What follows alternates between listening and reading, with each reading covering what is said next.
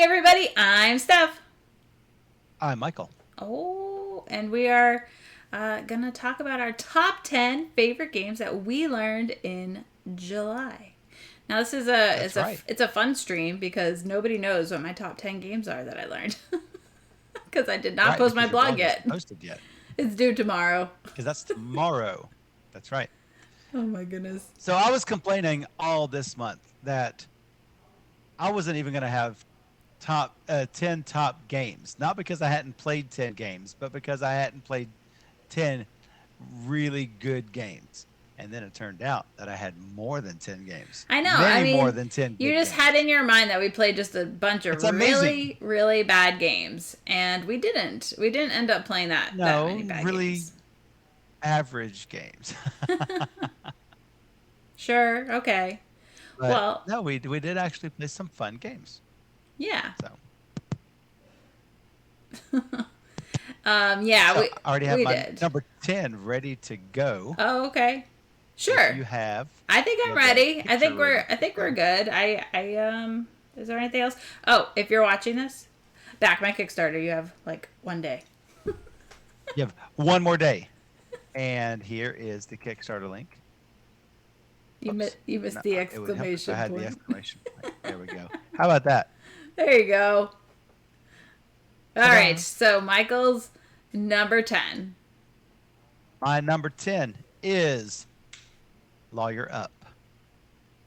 So in Lawyer Up, you are one person plays as the plaintiff, one person plays as the defense, and you're trying to win over jurors through the witnesses that you call up, and you play cards to sort of do the testimony. Well, before you do all that, you have to draft cards, and sort of. eh, it's not exactly like Twilight Struggle, but um, I can only get neutral and defender cards, and Steph can only get points from neutral and plaintiff cards. And so uh, when we're doing drafting at the start, I'm trying to feed her a lot of defender cards, but I might want to keep those because they're good for me. So it's a little bit of a push and pull with that. So you have to sort of decide whether you're going to give those cards up to your opponent, but it's cards that's not going to really help them very much, or whether you're going to keep those cards. So um, that's a pretty fun mechanic that they've got. So you're going to play these cards and try to match up symbols. If you like, if for instance there are 6 symbols at the top, if your defendant has a heart and a balance symbol, you have to match one of those, at least one of those symbols. And let's say you match up the heart, well, whatever symbols are on that card, you can then chain the next card on top of that, and then the next card, and then the next card to get a defense number, or the plaintiff gets their number, and whoever gets highest is going to sway some jurors. And it's got some really cool mechanics in there. So My guess is that we'll play it on the yeah, it's stream at like some this point. game. I think so. This game is just, I think it's flown under the radar because I don't ever hear about it. So, I think it just came out. It was on the hotness for a couple oh, okay. weeks, and but it's a really good two-player duel type game. It just missed my list, but I think that I don't know. So there were some comments like regarding the last bout, if you will, like whoever can win that last one will probably win it all. But I don't know. I would have to see. I'd have to play it a few more times. So it's sort of, I can see where they say that, especially since, okay, so there are 12 jurors numbered 1 through 6 and 1 through 6. 6 of them start leaning towards the plaintiff, 6 of them lean towards the defendant at the start of the game. So whenever you are swaying jurors, you are usually, it will say sway somebody with a particular symbol, and you'll have so many points to spend. And so if you want to sway juror 1, they're easily swayable. You can sway them for 1 point per notch. Juror number 2 can be swayed 2 points per notch. Juror number 6 really hard to sway. 6 points per notch, and you're trying to get them over the midpoint, one side or the other. Um, so if things are, even if you've got a lot of jurors, all I need to do is move juror 1, 1, 2, and 2, because there's 2 of each number. Move all of those over, and that's 4 of the 12 jurors right there. So if I've got a way to get 2 more of those, you could have every single juror, and I pull it away at the end. So I can see where they say that, where it might all matter at the end. So. But yeah, we'll definitely play it on stream at some point and see how that goes. I think it's pretty clever. It's like a Yep. hand management for where you want to save your best actions for when you know you can like win the round. So Right. yeah, it's pretty cool. Good choice. But you can't just let the other side have it, because the difference in points is how much you're going to have to spend on those jurors. So you can't just say, you know what, I give up.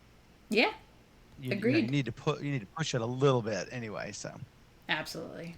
all right, you're number 10. Ooh, my number 10 is Allegory. What? We haven't played this on stream What? either. But I really like this one.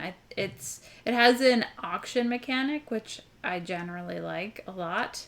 And it's pretty simple. You're just going around making a bid for one of the cards in the middle, and if you win the bid, you get to choose which one you want. But as you go, if you're dropping out of the bidding process, you can choose to take the card in the middle with the most coins on it.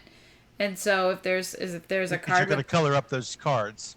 Yep, because you're at the end of if you win the bid, you're gonna use the coins that you win to put them on the leftover cards on the display, and so they'll be remaining on there. So you might be able to pass and get a pretty good card next time, or it might be negative points, but it all depends on what you're trying to do and the cards you already collected. But it's a nice little set collection game. Very easy to understand and follow, and I've played it a few times now, and I really liked it. So we can play that with the stream at some point if Absolutely. viewers wanted to play along. It's really easy because everything is basically in the open. So yeah, it's really fun. I like it. Yep, and this just barely missed my list as well. So, yep. Yeah. So my number 10 missed your list. Your number 10 missed my list. But yeah, it was really fun. We played that with James and Susan, and it was really enjoyable. Yeah. So yeah, I like that the economy is the coins that you start with is the coins that everyone has. Because whoever wins is going to put them directly out on the card, put those coins directly on the cards, and so no money enters or leaves the system. Yeah. So It's really good. yeah. I like that. My number 9 is one that you really loved, Islands in the Mist. Oh yeah. Definitely love So that. yeah, so it's a game where you're taking your balloon all over your island to explore it, and you're making you are viewing the lands in the mist, but really you're drafting them and getting them ready to place. So it's not really like you're exploring the land, but you're really placing the land. And you're trying to connect each of the 6 sides of your island, of your hexagonal shaped area. You're trying to connect those into your middle area and hopefully get batches of mountains or deserts or forests, for example. So, number 9 by the Beatles. Oh, number 9. No, this is Islands in the Stream. No, Mist, not Stream. That's a different song. We're doing songs here. No. For those who aren't aware of what we're doing. But yeah, this checks a lot of the boxes that I like, and certainly checks your boxes, Steph. Yeah, this has everything I love. I mean, tile drafting, tile placement, a little bit of luck because of the way the dice roll. There's just so many things to like about this game. I really want to play the extra modules and advanced play. But yeah, this is probably going to show up later because I really liked it. Tile drafting. You love tile drafting. Yeah, exactly. I really do. So, Yeah, for sure. all right. You're number 9. Oh, what is my number 9? Let me see. Oh, okay. My number 9 is Juicy Fruits. Oh, there's my picture. All Okay. right. This is one I've already played 4 times, and most people I've taught have enjoyed it. I actually really like the way that the tiles are sliding around, and you're trying to optimize getting your resources to use them in other ways. You can fill contracts. You can fill like vending tiles or market tiles. You can do the juicer factory. There's ways to use your resources. So the more of them you can collect, the likely the better off you are. So it's very lighthearted. It's Capstone Games. They have a new line of family games, and I think this works really well for like a family or even like casual gamers. I mean, there's a lot of depth. Gamers will like this, and casual gamers will like this. It fits right in with those, you know, light to medium games. Yeah, it has mangosteens. Mangosteens, that's right. What's the difference between a mango and a mangosteen? Oh, we're not talking about this. We're not talking We need about that it. command. No, we need don't. that. No, we don't. Yes. No, we Everybody in the chat says we need it. Can we get some we need it in the chat? don't. No. Say, we need it. Yes. Missed. Missed. So, yeah, and there's the pancake thing. So that's the Right. difference between pancakes and flapjacks.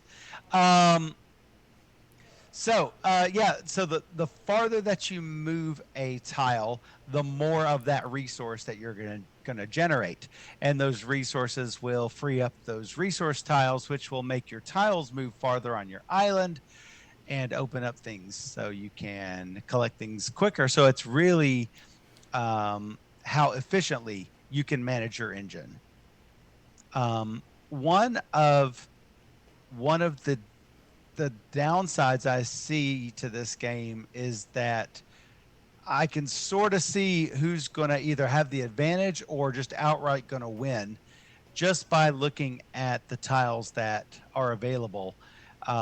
If somebody can open up a path and be able to take the fruit, clear out the ones on either end to clear that path, they're more likely to have a big advantage, especially if that fruit is all over their the rest of their board, or is a fruit that they need to collect the tiles on the markets, to collect your ice cream or to collect some other bonus tiles. So I think there are certain fruits that go together because those fruits are needed for certain levels of the market or for certain ice creams, and I think that it's possible to predict who's going to win, and so that's my one little the one flaw I see with it.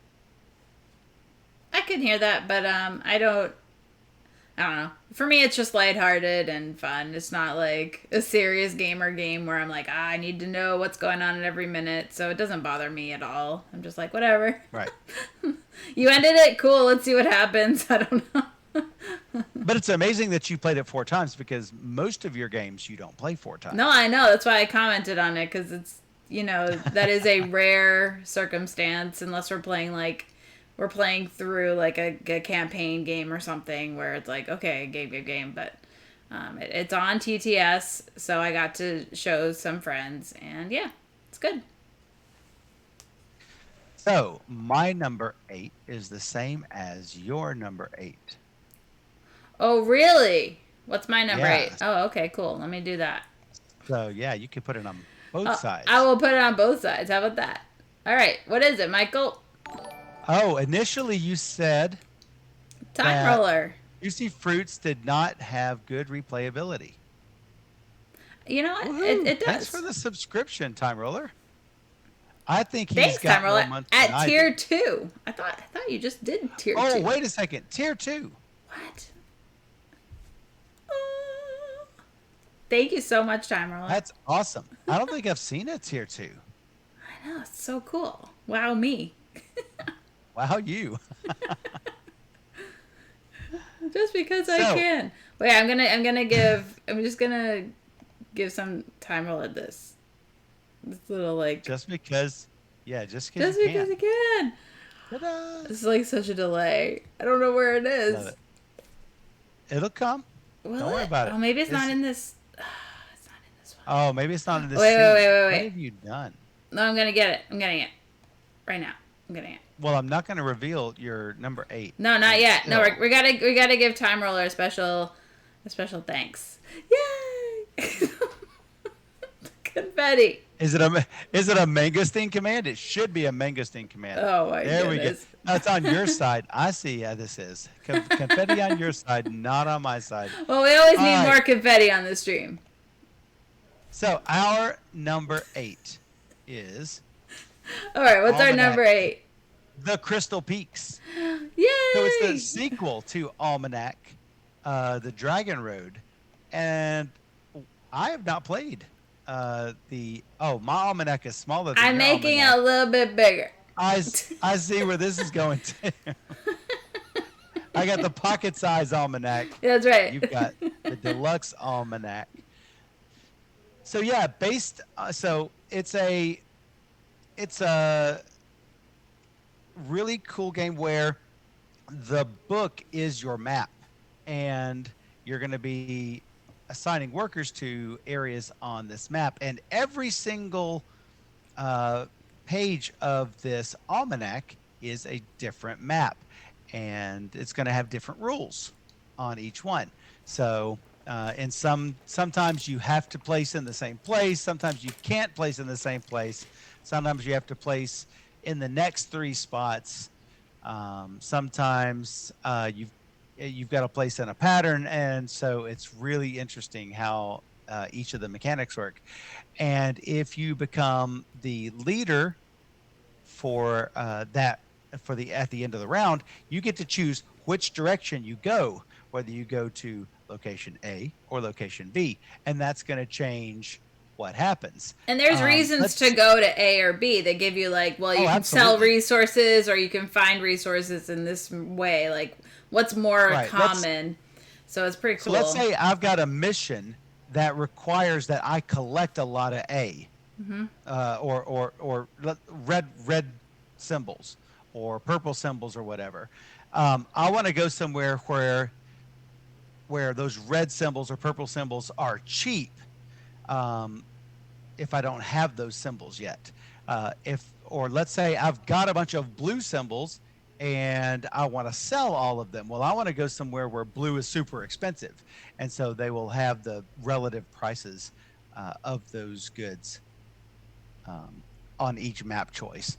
And so if you go one direction, then that place's choice is going to be 2 different places that you would have had if you had gone the other direction entirely. So you may not be able to get to this map if you take the left-hand road. You might not be able to get to the far right-hand side of the map. So it's really interesting how that works. It is really interesting because you play 6 rounds, so 6 different pages of this book, and there's like 19 pages, so there's lots of opportunities to see a totally different game in the next time you play.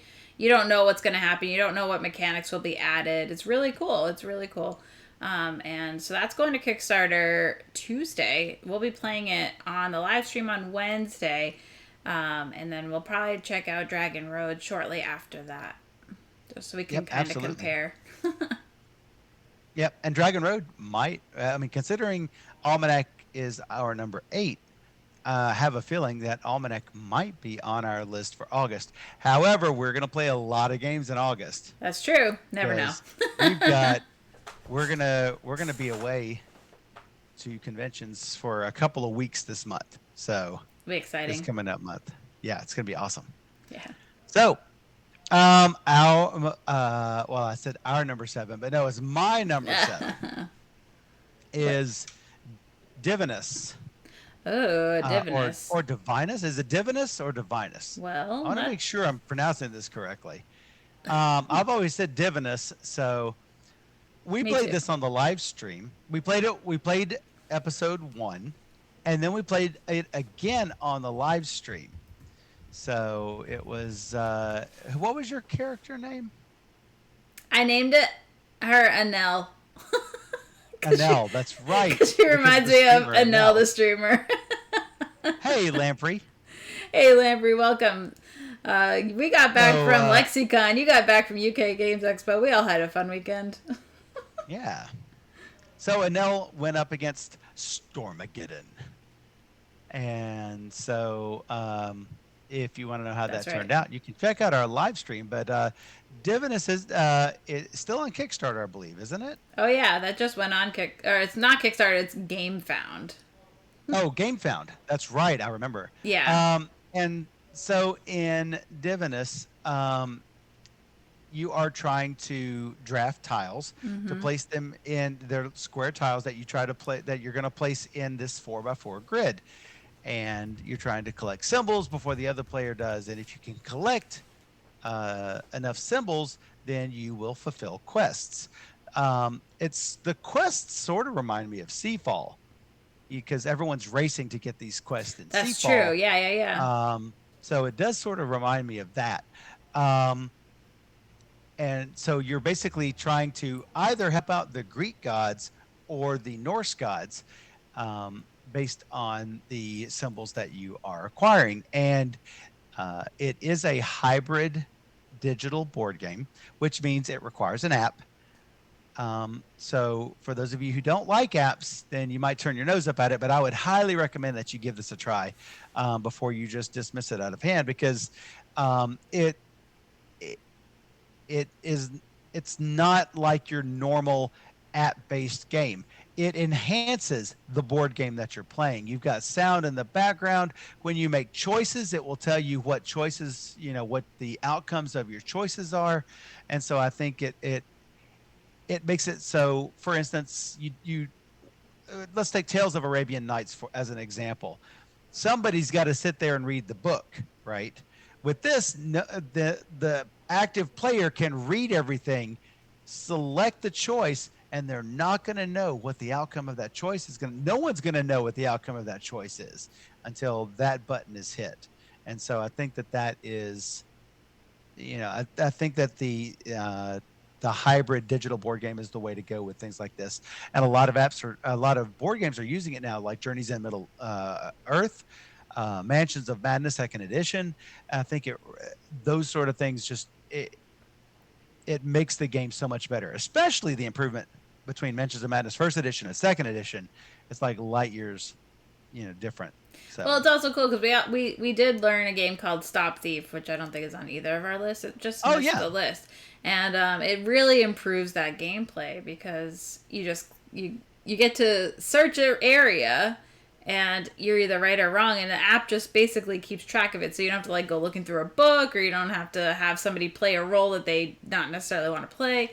So I think it's really cool to have an app integration like this, and it's really yep, because one, you don't know what's going to happen, and so the app will right. know and just go with it, and because it is a legacy game, so much can happen. Well, in truth, I mean, how much different is that than the old 1979 Stop Thief or the old Dark Tower? Those things, they re-implement the actual mechanical app. They just re-implement it with with a Yeah. phone-based app. Yep. So I think that's fantastic. So yeah, Scott says old Stop Thief found an electronic gizmo that did that. So yeah, it's a it's a good re-implementation of that. And Stop Thief did barely miss my list actually. So yeah. Cool. Um, but yeah, I mean, it's no different except for the fact that you just have to have a phone. Most people have phones these days. Except Dan. Um, now, well, but Dan knows about the Goose Game, so. That's the Um, suppose. Now, the one downside to this is what Dan had mentioned in on your stream last week is what happens when, let's say that there is, for instance, an Apple iOS update, and then the app doesn't work anymore. So that's a valid concern. Will there still be support for this 5, 10, 20 years down the line? You don't have to worry about that with an old version of Stop Thief or Dark Tower or any of those other games, but it is a concern with something like this. I've got a real world example of this, and that is the Arkham Horror Toolkit, which used to be able to purchase that and the expansions, and it would do all of the card-based interactions for you. So you remember with Arkham Horror, with all the expansions, you've just got decks and decks and decks and decks that you have to shuffle and keep track of. Just a big table hog. So, but the Arkham Horror Toolkit would fix all that. It no longer works as of, I don't know, iOS 11, I think. So what do you do in that case? I guess we're back to shuffling cards.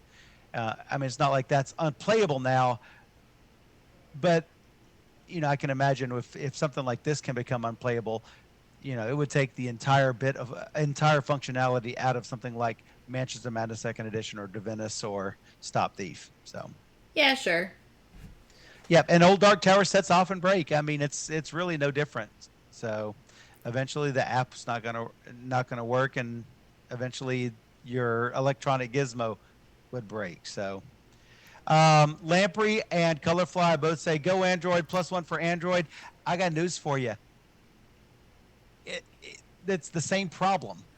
It all depends on it's not whether they make Android work, it's whether the developer of the app makes it work on Right. that OS, whether it's Android or iOS. It doesn't matter. It's the same issue.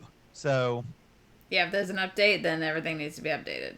if there's an update, then I mean, but what happens when that company is? I mean, what if they're not making games anymore and That's they're not true. maintaining a staff? 10 years from now, does that game not going to work? 10 years from now, it's possible. It's possible. So But because Lucky Duck is doing extremely well, and because their app games, I mean, they put a lot of time and effort into the story driven app games that they've created so far. So, I would like to think that they will well, continue to support them. right, but for how long? I mean, if you would have asked me 5 years ago whether a company like TMG was doing well, I would have said, yeah, absolutely. And now TMG is shutting their doors. Yeah, it's So, true. Never know what's you going to know, happen. you never know what's going to happen. So, Dan says maybe someone will come up with a way to emulate old phone OSs. It's absolutely possible. So, All I right. got this Well, for you. I mean, so Yeah, I it is a have valid more. concern. I have more to say about Divinus, but that's probably going to happen Okay, in a minute. it might. If it's on Likely. your list, it might be on your list. However, we're gonna do your number 7 first. Yeah, let's do my number 7 first. Yep. What's my number 7? Scott says in 10 years, Dan may have this year's iPhone. That's true. You never know. All right. Your number 7 is My number 7 is Scrap Racer. that we saw What? this weekend. Yes, I learned it this weekend from Queen Games. Yeah.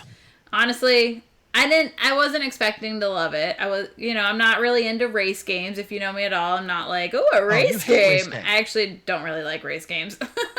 However, the main mechanic in this game, while it is a race, you are more pushing your luck. And And you are it's totally a push your luck girl. and it's a lot of fun.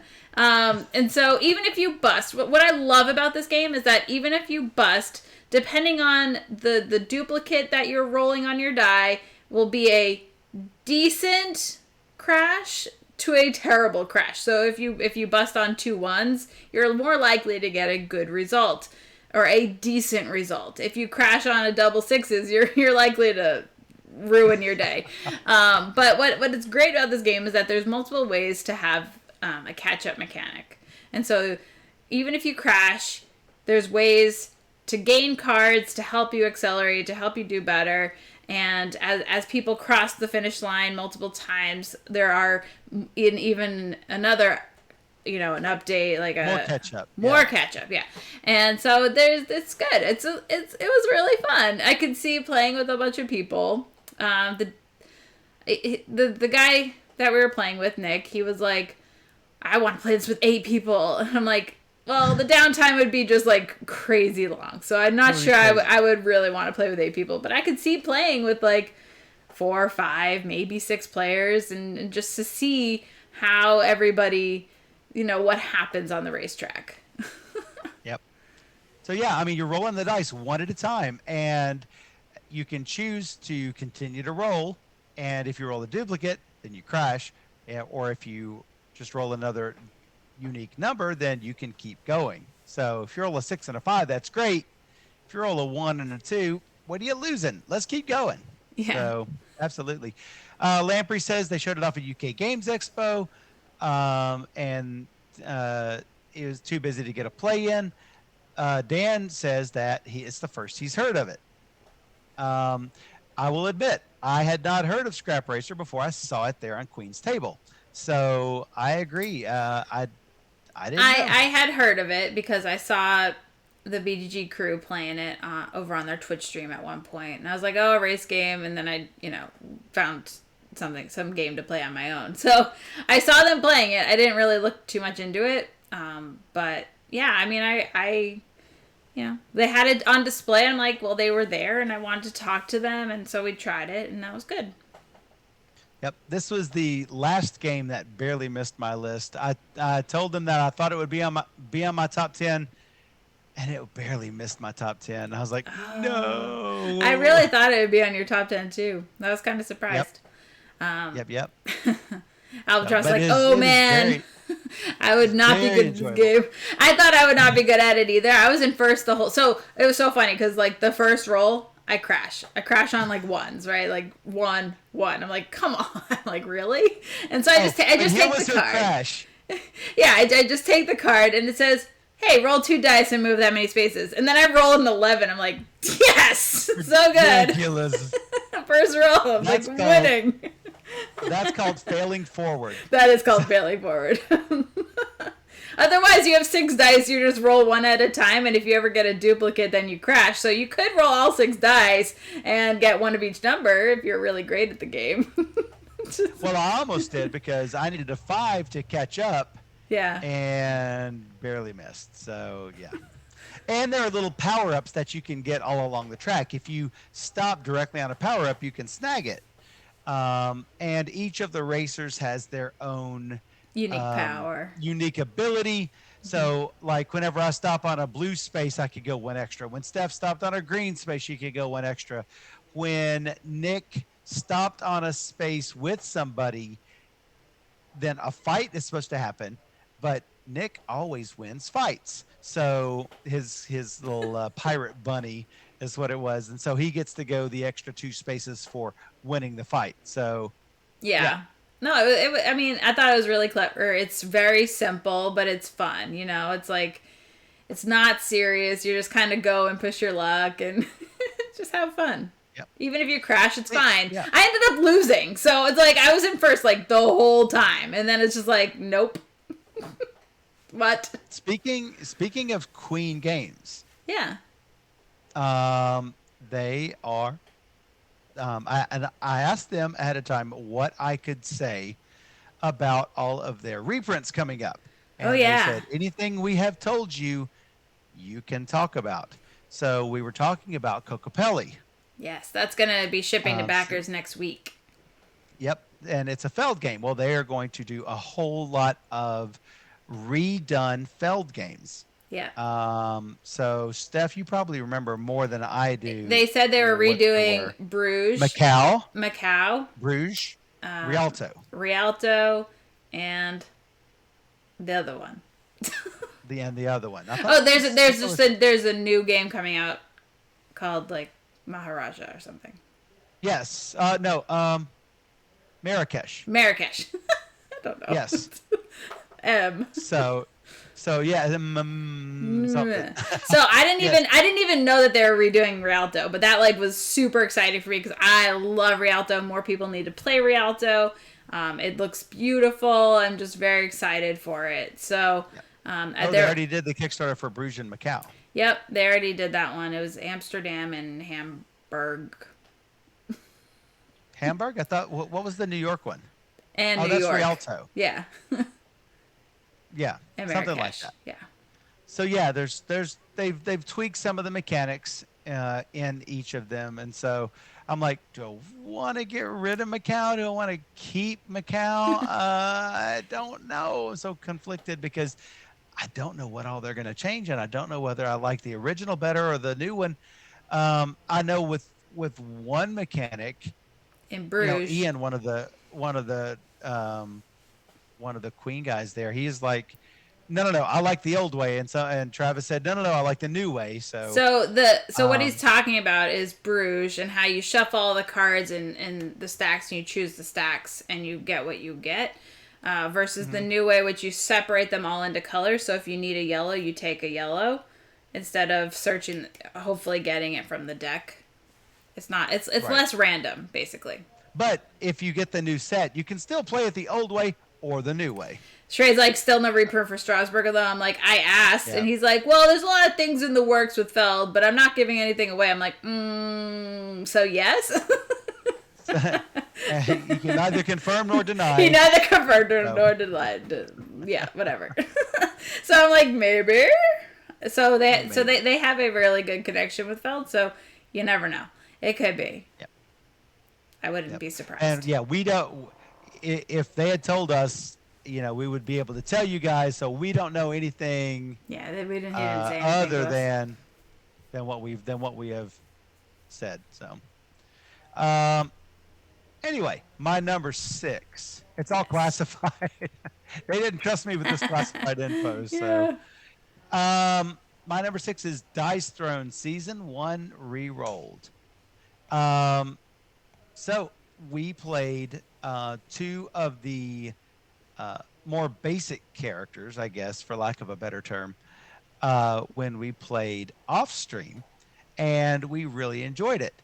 And so then we played a couple of more advanced characters with a little bit more take that, a little bit more annoying abilities, so to speak, on the stream, and had less good of an experience. But I see where I see the goodness in this game. A lot of people will play will play Dice Throne with the variant where they have their upgrades in one deck and their other cards in another deck. I don't think I don't think I like that too much. I think I'd rather just take my chances on, hey, if I'm going to draw a card, it might be good, it might be bad. I mean, you have to deal with that in deck builders all the time, for example. What makes this any different? Yeah, I don't have a problem with that, So, honestly. yeah. This didn't make my list, though it easily could go up or down depending on more plays and how I end up enjoying it after trying all the characters, for example. Yep. Um, Because there's 8 characters in it, and we've only tried out 4. So maybe we just picked 2 of them that didn't work well together. It's yeah, possible. it's possible. And we still have season Yep. 2 to try as well. I think it's Yep. the same game, just with 8 more characters.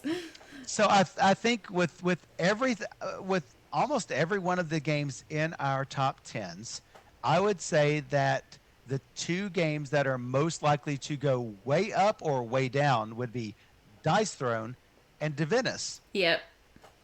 because I think that all of it depends on the rest of the game, because we've only played scenario 1 of 12 with Divinus. Yep. We've only played half of the Dice Throne characters, and we've got season 2 re-rolled as well. So and that's going to add another 6 to 8 more, Yeah. So I think. So, yeah. my number 6 is Divinus, and so that was like a good transition because that's exactly what I wanted to say was this has a lot of potential to go way up depending on how it's played out. I anticipated going up, but I don't know for sure. Based on the first To and be only fair, it play, could go way down, it could. Based on my one but and I only think play, it was okay and pretty good. I liked it but enough. I think it will get better. I do too.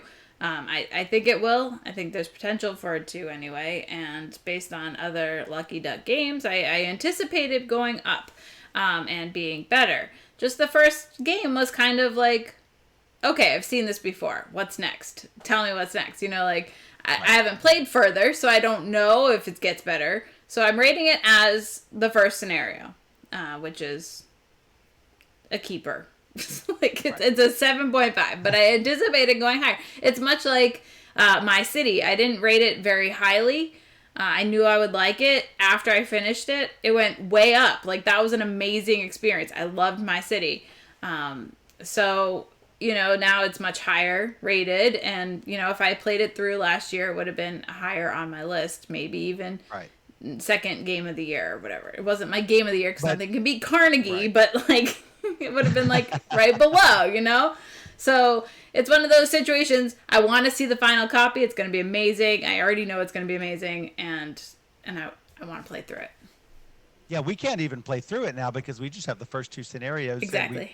I don't even want to play through the second scenario because I don't want to be spoiled any farther on what happens because hey, they might change things in the app based on the reviews that they get. So I think it's best that we just not look at anything else. They did give us all the stickers and everything that are supposed to go in the rules, but I'm not looking at anything because they add on to things because it's a legacy game. Yes. But you're not limited to those 12 plays.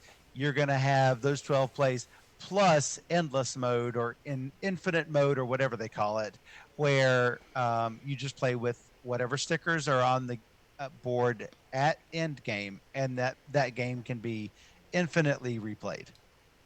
So yeah. So that was my number 6. Seems interesting. Yeah, I mean it was really fun. I like rolling the dice, placing dice, collecting tiles, putting the tiles down. I even like the race in the game to get the extra symbols before other players. But now that you say it, I know. Now that you say it, it is very much like Seafall because it is the exact same thing.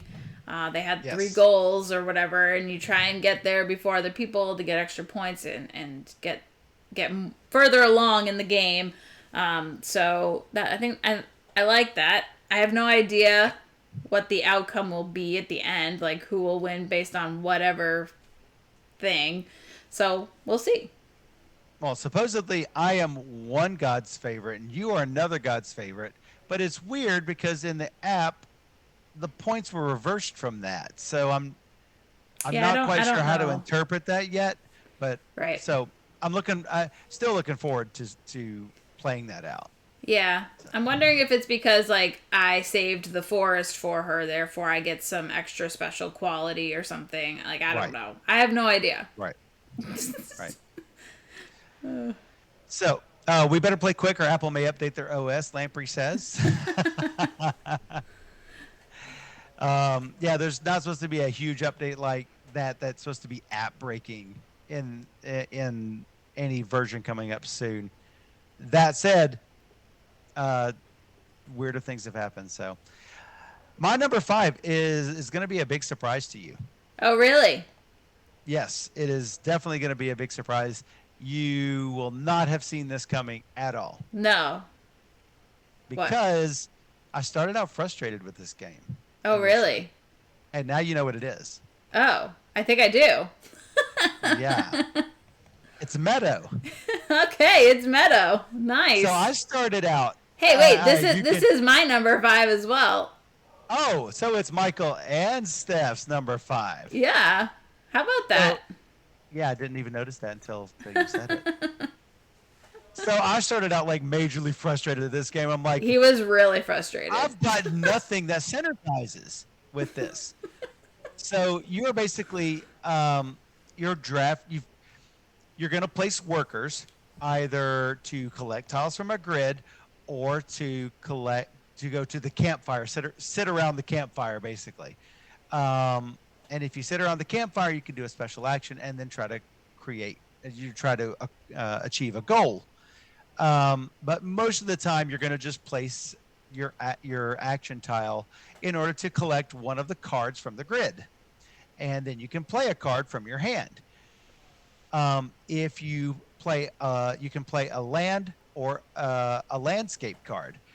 Landscape cards require that you have roads, and sometimes some of the cards that you play in your it's in your garden, I guess I should say, instead of a land. It's cards that are in your garden.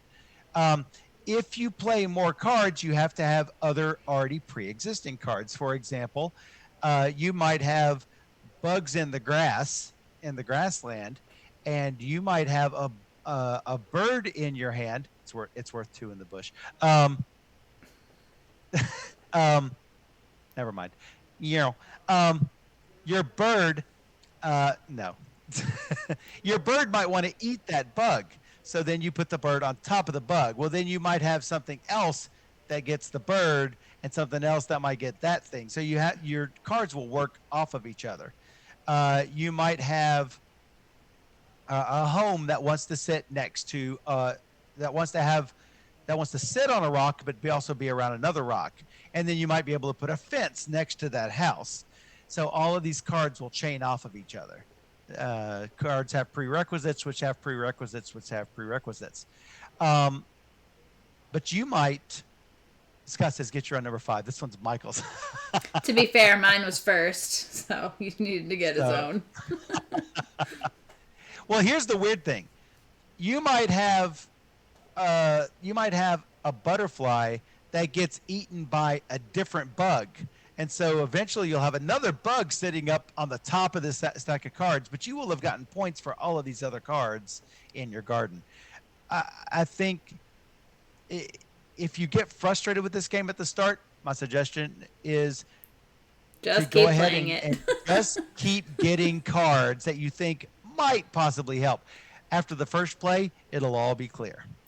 Yeah, I mean, so halfway through the game, the cards change out a little bit, and there's a new set of cards that come into play, and they're a lot harder to complete these cards, but they're worth more points. So you really want to kind of build up your tableau with lots of options because you don't know what's going to come, and it's a nice deck building, tableau building game to try and trigger off other cards, and you're drafting the cards in the center board just like you would in Quadropolis. So if you're familiar, you place those down, and so a space is taken, you can't go to that space to claim, and you have tiles 1 through 4, and so it works really well, and it's beautiful, so that never hurts. And I just know that everybody's gonna love this game once they do play it. So I'm excited to show that on Friday during Rebel Publisher Night, and everybody will want to be there Friday afternoon to see that. Absolutely. So wow, we're already on my number 4. Ooh, number 4. Oh wait, before you say it, I just want to say Scott Ferrier will be very happy to know that during the Publisher Night we'll be playing K2. Oh yeah. Where Steph is going to freeze and or fall off the mountain. Oh, absolutely. We all know it to be true. Well, yeah, we all know this is going to happen. So. Yeah. Now, I could not. Neither of us could add K2 to our lists. I've played it before. We both played it before. Yeah. But my number 4 you have played before, and I haven't. I have a guess. Until this month. What is it? No. It's one of 2, but I don't know which one. So. It is Coal Baron, the Great card game. Okay, that was my guess. Yep, that is. Then you're right. Oh gosh, I love this game. Yeah. So, card drafting, action drafting. You've got cards in your hand that are worth a certain number of workers, and you place them. Like if I'm the first person to take a cart or a lorry, as the case may be, I can put down a 1 worker and take that wagon. Well, if Steph wanted that wagon, or if she wants the lorry rather, or the one that appears underneath, she's got to play 2 workers on top of that. And if I want the card that appears after, I have to put the 3 worker on top of that. And so things get more and more and more expensive. So hopefully, if I'm going to do a delivery and then Steph does a delivery, I've got to make sure I've got enough workers to do yet another delivery. So it's everything works with the timing. I think that makes this game, I think, really unique. Well, you need exact workers. So if you're left over with the 3 and there's no 2s to play on, well, that's unfortunate. You've wasted your 3 because once you've passed, you've passed. Yep. So collecting all sorts of coal and with different different types of coal, and then you're delivering them to these markets, and your bonuses are based off of those markets, and so everything all works together. I love worker placement like that. So, Of and course. that's basically what this is. It's not, even though it's not workers, it really is card based worker placement. So, yep. Yeah. No, it's great. I'm glad we could play it. I'm glad the chat voted on it because that was a voting on game. Yep. Cool. I'm glad it made the list. So, yep. All right. My number 4 is Distilled. Distilled. And hey, guess what? What is your number 3, Distilled? That's my number 3. So Okay. Steph's number 4, Michael's number 3. Wow. And we can just go ahead and knock those out Nice. back to back. So, yeah, we got a prototype copy of this because it just finished on Kickstarter. Did very, very well. It deserved it because it's a really cool game. If you are familiar with games like Brewcrafters or Viticulture, it kind of fits right in with those games because it is pretty hefty. There's critical thinking that you have to do. And the part I love the most is that you actually get to push your luck a little bit because when you distill, you're going to be removing 2 cards. So not only is the game pretty thematic, but you also got a little push your luck. So you're like, oh my God, am I going to do it? Of course, there's ways to mitigate that, but it's just that part just was always fun for me. But it's a very deep game. I think even the card mechanic that it has is thematic, where so you're adding in a yeast and a water and some sort of sugars method of getting sugar, whether it be grain or fruit. What's the other one? What's the other one? What's the other one? I don't know.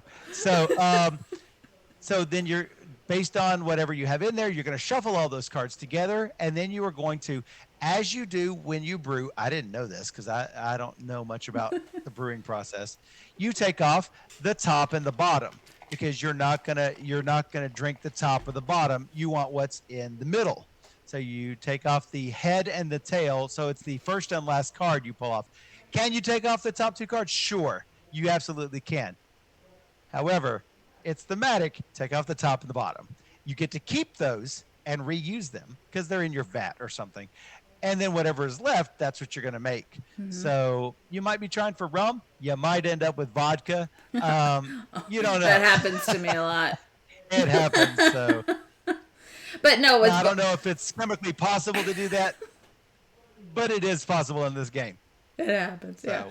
Yeah. So what I am excited about for the Kickstarter fulfilling is that they're adding in a bunch of more labels. So there's going to be a lot of different things that you can possibly make. I don't know if there's going to be a set number you need every game or something, or if there's going to just be more options. I don't know. I like that idea. And they're going to just add extra content as well. So I'm very excited for the final, even though what we played was a very nice prototype. I mean, it felt legit. It felt almost finished. So he did a great job with that.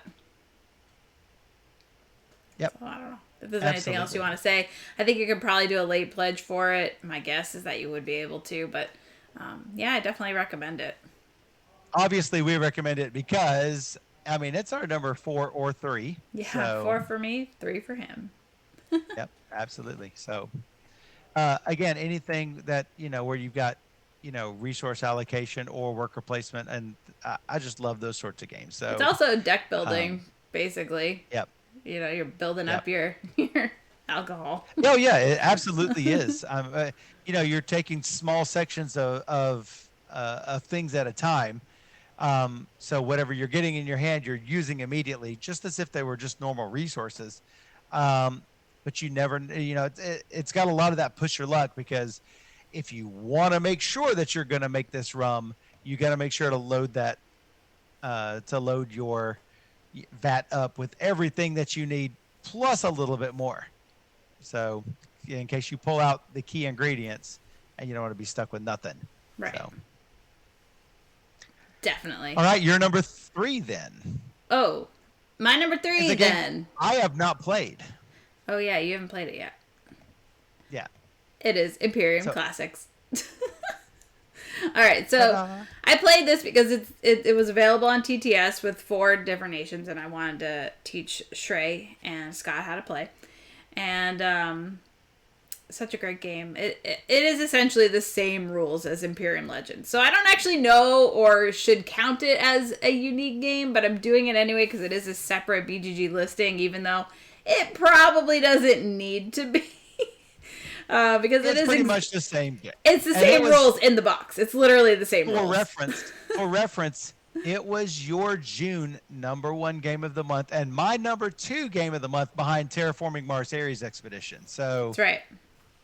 Also rated highly. The difference between Legends and Classics is mostly that the Classics civilizations are a little bit easier. They are. It's like, I think Legends has like from 2 to 5 stars mostly, and whereas Classics is 1 to 4 stars mostly. Yeah, but mostly like 1s and 2s. There's like mostly 1, on 4. the lower end. Yeah, mostly on the lower end versus. I think Legends has 1-1, but a lot of 3-4-5s. Legends doesn't even have a 1, so. Oh, it doesn't have a 1. Oh, yeah. So, but yeah, they've split them up like that. Matter of fact, when David Turksey saw that we were getting Legends first instead of Classics, he was like, make sure to not take the 4 and 5 star ones on your first play, because if you do that and you have a terrible experience, I've warned you already. And I was like, noted, we'll play the easiest ones. And we did, and we had a great time. Well, I actually did feel like the easy ones were easier. Like, yep. I don't necessarily think they were better. I actually think the harder ones were a little bit more interesting, as you probably would expect. But I agree. It didn't make like the best game of the month, but I still want to play with all of the nations. I still want to see everything. Like, I love the game, and I definitely want to own Imperium Classics, just to have it all. I want to make sure I have it all. Yep. Well, I mean, it did make #3 over distilled, so it's still, of course, fantastic game. Yeah. Dr. Sign says solo mode on these games is pretty good too. I haven't tried it solo, but that is good to hear. I would anticipate it being fairly good. So it's David Turksey. He puts a lot of work into a solo game. So. Oh, absolutely. I love how each of the civilizations has a different deck. I love asymmetry in games. Love it. There's nothing more boring to me than having just the same player power on everything. So Scrap Racer, different, player mechanics depending on who, which civilization you are. I'm sure in Divinus, we're going to have different things eventually. We're going to start off with different stuff based on what we've done. And this is no different. Imperium Classics has different powers and different starting decks, and different things you can collect based on who you are. So, yeah, it's really I'm sure cool. it's fantastic. I know it'll make my list the month I play it. It's going to. I can guarantee it. Yeah, of course. So, David, if you're watching this, send it to us. So, definitely. All right. Definitely. My #2. Oh, what's your number 2? It's a game that you have played. I know what it is. That I had not played until until this month. At the start of this month. At the start of this last month, and I knew it would make my list. And I'm just glad I didn't have to play it with you. And you're glad that you didn't have to play it because it's not one of your favorites. No, it's fine. So it's good. It was a keeper. I mean, you have it, but it's not one of your super favorites. And it's Wingspan. Yes, I have not played Wingspan until this month. So I have now sipped from the sweet nectar like a hummingbird. And yeah, I love all of the interactions between the cards and the way that everything builds off of each other and whatnot. All of those things. It gives me a lot of the same feelings as Terraforming Mars does with adding things on and whatnot. So Lambert's like, what? uh, So yeah, he yeah, hadn't played it till I now. had not played it. So um and each of us, so I played it with Meeple Grande, and Drew and Laura they did things that were similar to one another. So when I started doing things that was different, I think that might have given me a little bit of an advantage. So but anyway, I loved it. It was fantastic, and I'm glad you have it, Steph, because Well, actually, now I'm going to want to play it with other I people, had even it, if and then I got rid of it, and then I got it again when it showed up at the BGG store. I'm like, Michael should play it, and I I should want to play it. play it And there it again. is. Maybe we'll play it on the stream sometime. But I mean, at this point, I'm pretty sure everybody knows what Wingspan is, so I don't know if it needs Yep. another video about it. So you had some pretty cool. You had pimped out your game. I don't know if I have those birds anymore. I can't remember if I You took them might out. not, but they were like $10 on Amazon. I Or know. Maybe I should $5 or reacquire something them. super cheap. Yeah, Yeah. they were cute. So yeah, absolutely. Yeah. So I'm glad to have finally gotten to play this. There are very few huge releases like this that I haven't played, and clearly it deserves the rating that. What is it at right now? It's at overall number 20, and yeah, totally deserved. So yep. Well, I'm glad you Yet liked it. yet there is one better. That's true. There is one better. Julie said Gladys number 2, but it's not number 1. All right, my number 2 is Islands in the Mist. Ta-da! As you said Which was earlier, my number 9. as you said earlier, this is like right up your alley. So I'm like, yeah, I love this game so much. Like, this is totally for me. I love everything about it. I want to play it more. I hope it shows up places. I just want to keep playing it. I love filling in my personal board. I like doing my own thing where there's drafting involved because like I see tiles out there like, oh, I want that. Maybe I need to try and land on a space that gives me initiative so I can get there. But there's an ability for going last though, where you get to roll the dice, so you have control over the dice that will happen. So it's like there's this nice balance of what's happening in the game and it has a great feeling overall. Really liked it. Yeah, because you can either if you go first, I have control of the dice. If I go first, you have control of the dice. And so I might go first, but I might not go where I want to go. That's right. Because, you get up to one reroll for each die, I think. So, if it rolls on something you want, sweet. If it rolls on something that the other player wants, well, hey, gotta reroll it, see what happens. Yeah, I think it's the same as hate drafting cards away. Well, I'm hate drafting the good dice rolls away, Yeah. making sure if I see that you're loaded up with mountains, I'm not going to let you go toward the mountainside. If possible, I mean, yes. and actually, you were really close to ending the game, and I did everything I could to keep you from going northeast or northwest, whatever it was. Yes. North was your direction. Yes. And I was like, no. You're staying down here. I'm going to force you west, east, south. And eventually you found a way to get north. Boom, ended it. So, but yeah, it's even though you have your own player board, there's still there's still enough player interaction with that dice mechanic. So, and with taking tiles away that I might want. So Yeah. No, I mean, I really, really like this one. I think it will work for a lot of people. Definitely works for me.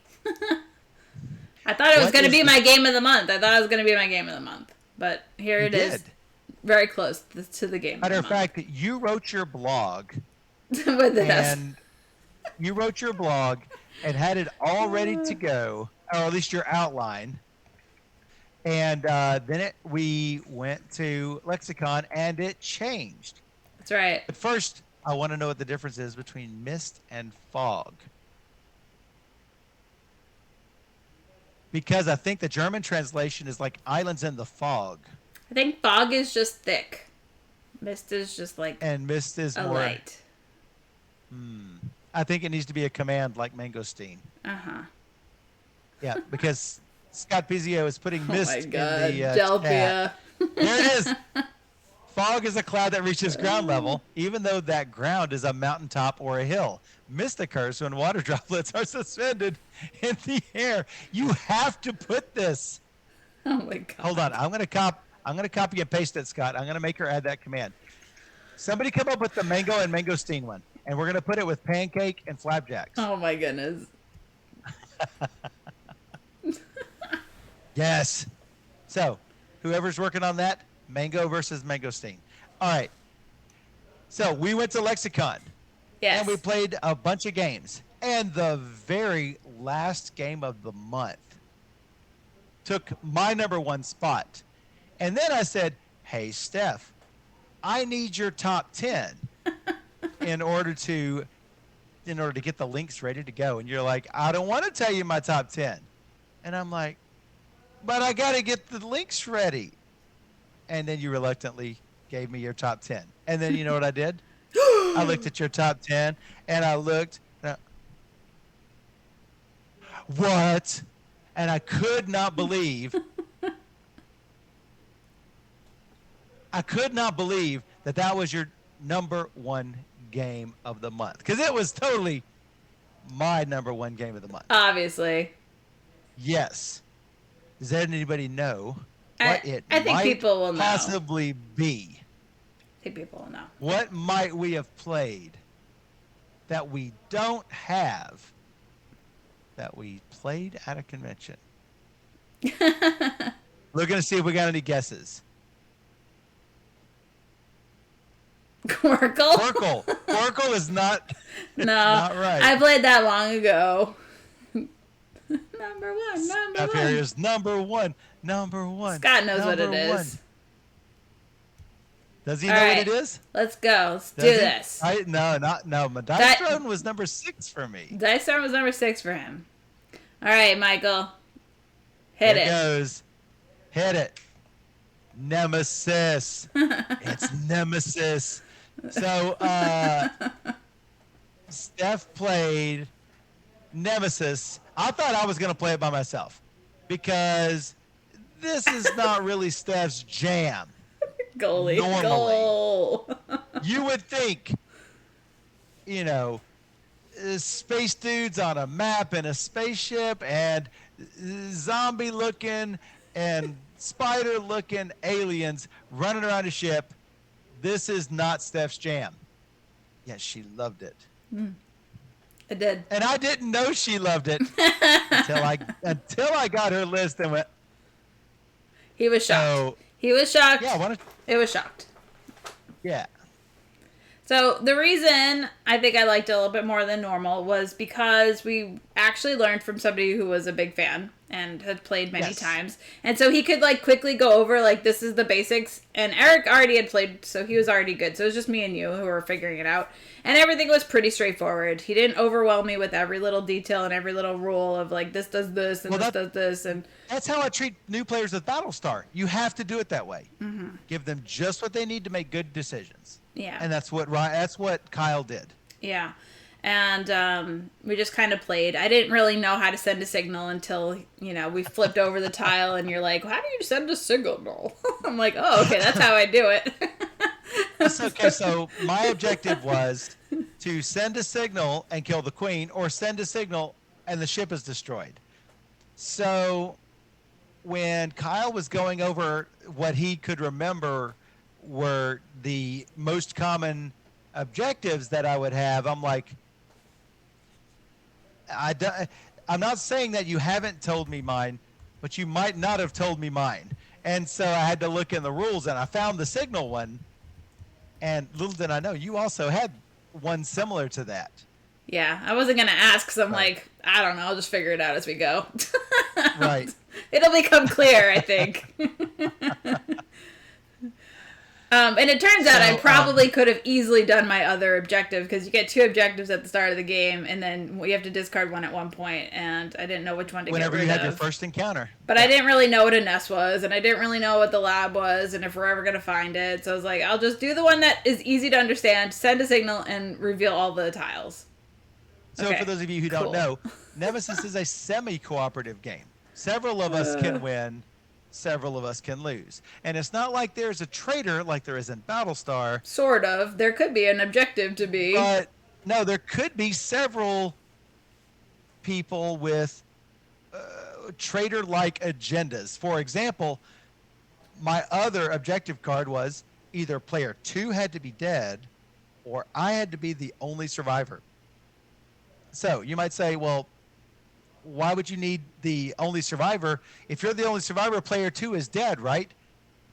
No, I was player 2. So basically, that was, I had to be the only survivor. Now, you can't shoot them directly, but you could throw a grenade in there when they're not looking. Things like that.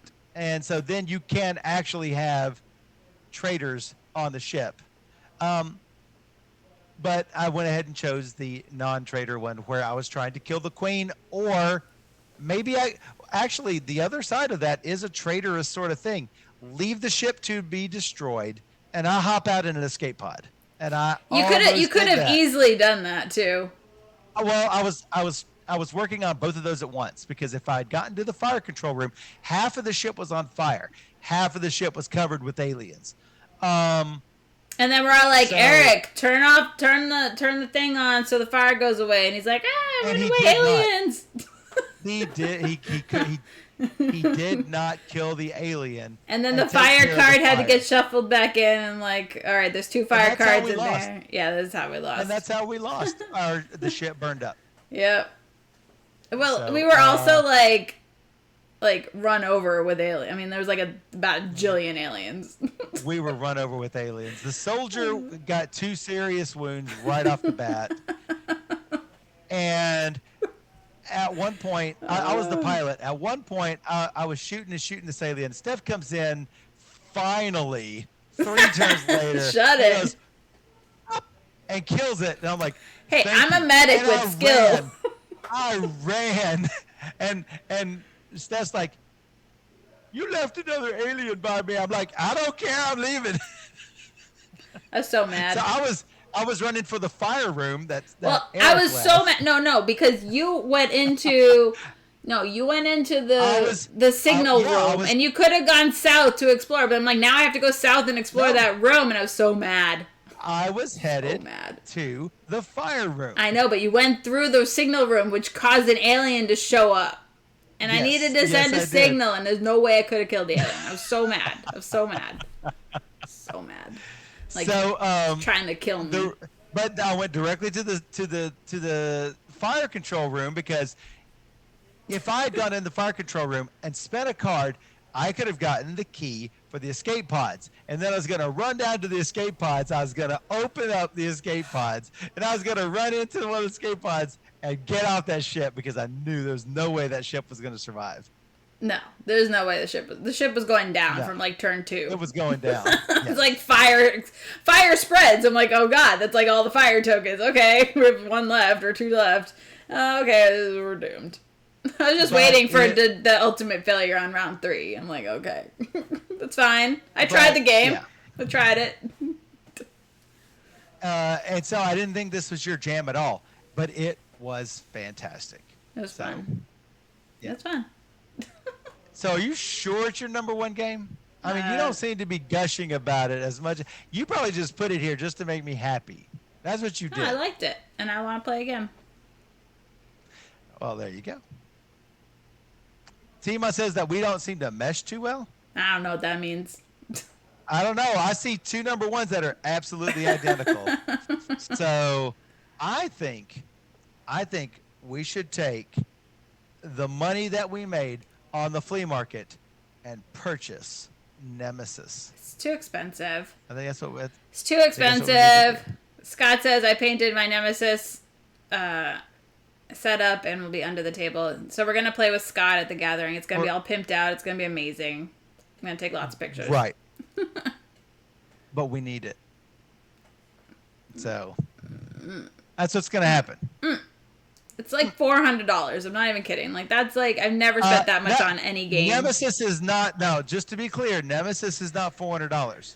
Well, The all in the lockdown all-in Nemesis, lockdown pledge is 400. which is So what you need. yes, If you just say I want Nemesis the base game and the medic, I'd be like, okay, that's like $150. It's more manageable.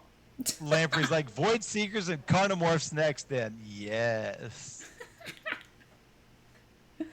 So yes, yeah, I want Mist and Mangosteen commands, and Steph doesn't. Whatever. We need Mist and Mangosteen. All right, that was Nemesis. The next time she leaves her computer unlocked near me, I'm gonna log into Stream Elements. I'm gonna put those in there. Boom, it's gonna be there. Uh huh. Cool. Good for you. Cool. That was our top tens of July. Turned out to be a pretty good month. And it's After for as all much as month I of Michael saying we complained- didn't play any good games. for as much as I complained about it, You did complain a I- lot. At least he I acknowledged complained it. a lot. You complained a lot. Well, I mean, to be fair, we played a whole lot of games, and you, me, and Dan, we said, well, that was a game.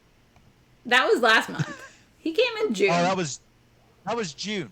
Yeah. That's right. So games that just missed my list were Subatomic, Enchanted Subatomic. Plumes, City Yep. Builder.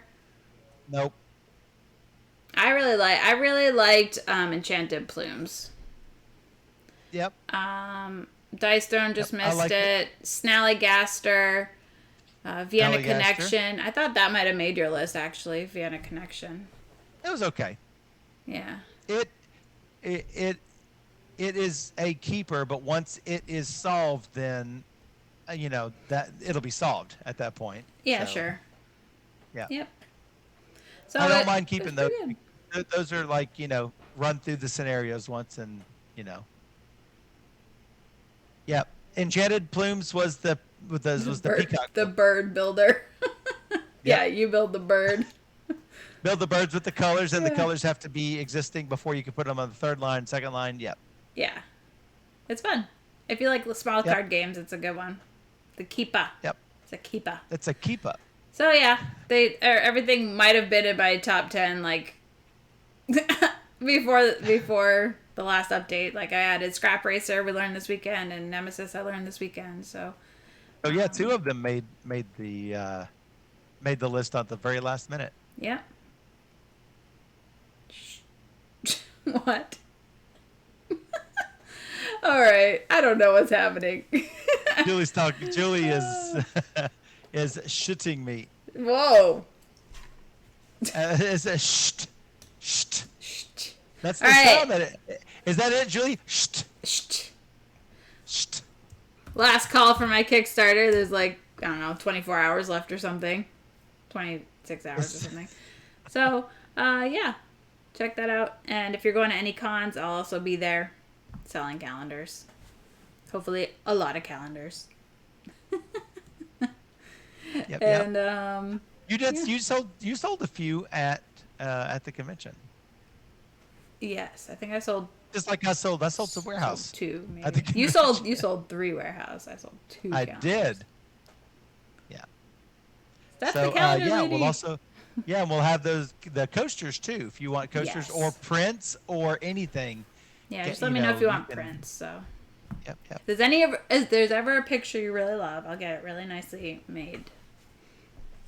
Yep. Luster Nice prints. photo paper. But yeah. Yep. Can be framed.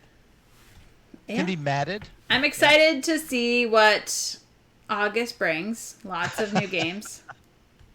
Oh my We need goodness. every bit counts for Nemesis. I was gonna do that for after every bit helps laptop. Still working Every on bit that one, helps. Michael. Still working on Nemesis. that one. But every sub and everything goes into the every bit helps. So really appreciate it. Yep. Makes a great gift. It does make a great gift. That's right. My birthday's coming up November. Yeah. No. If I'm buying it, it's Yeah, mine. no. Okay. Michael's like, as long as it's on the shelf, it's fine. Oh my goodness. No. I won it. Oh, all right. Nemesis it All right. is. Number 1. All right, everybody. We'll be right We'll back. be right back. Jinx! Thanks.